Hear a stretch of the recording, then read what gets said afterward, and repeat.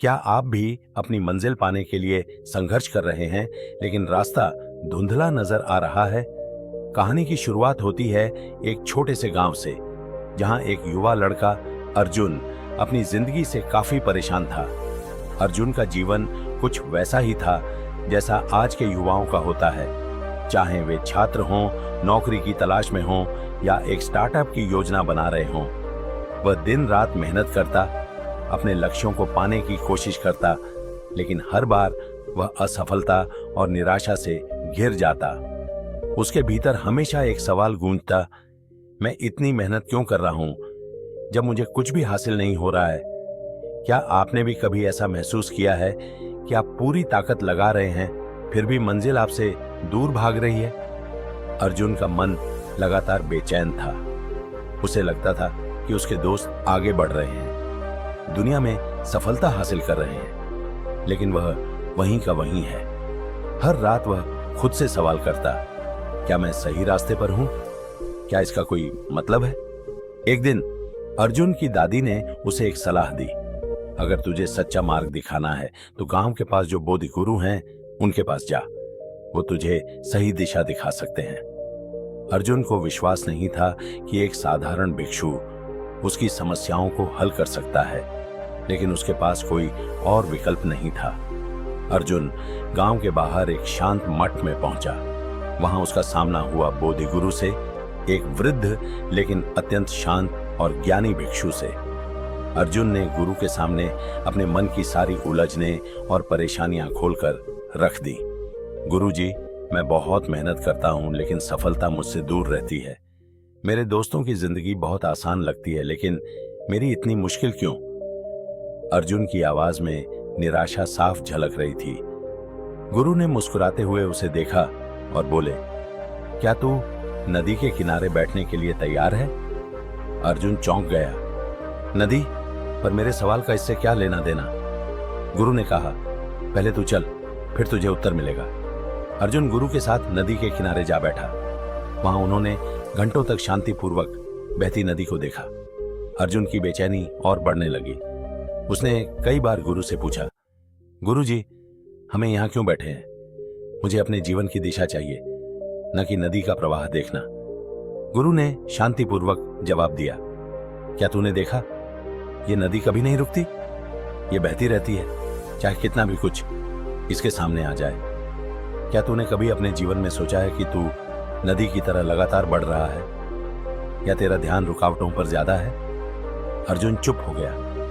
गुरु की बात उसके मन में गहरे उतरने लगी। गुरु ने फिर अर्जुन से पूछा, तूने यह भी देखा होगा कि नदी किनारे पड़ी बड़ी बड़ी चट्टानें भी इस बहाव को नहीं रोक पाती? यह जीवन की तरह है, रुकावटें आएंगी, लेकिन अगर तू रुकेगा नहीं तो जीवन तुझे सही रास्ते पर ले ही जाएगा। अर्जुन को अब एहसास होने लगा कि जीवन में परेशानियां अनिवार्य हैं, लेकिन उनका मतलब यह नहीं कि हम हार मान लें। उसने गुरु से पूछा, तो गुरुजी, मुझे क्या करना चाहिए? मेरे लक्ष्यों की ओर कैसे बढ़ूं? गुरु ने गहरी सांस ली और कहा, तू खुद से पूछ, क्या तूने कभी ध्यान दिया है कि तू अपने लक्ष्य के प्रति कितना समर्पित है? क्या तू लक्ष्य पाने के लिए सही मार्ग चुन रहा है, या सिर्फ बाहरी दिखावे के पीछे भाग रहा है? यह सुनकर अर्जुन चुप हो गया। उसकी सारी बेचैनियां अब धीरे धीरे खत्म होने लगी।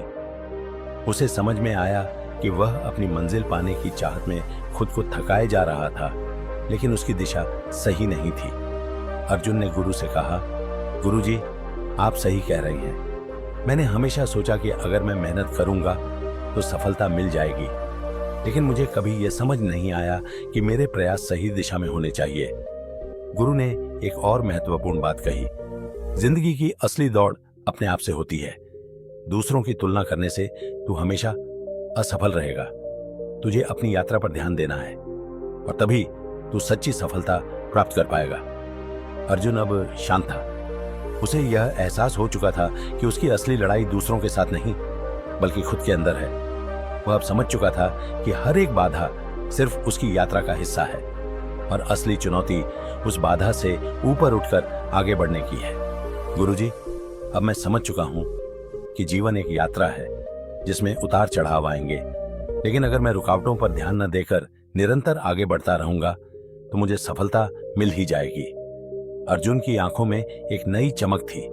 गुरु ने मुस्कुराते हुए कहा, सफलता बाहरी नहीं, आंतरिक होती है। जैसे जैसे तू अपने भीतर शांति और समर्पण पाएगा, तू देखेगा कि जीवन तेरे लिए रास्ते खोल रहा है। अर्जुन ने अब जीवन में एक नई दिशा पाली थी।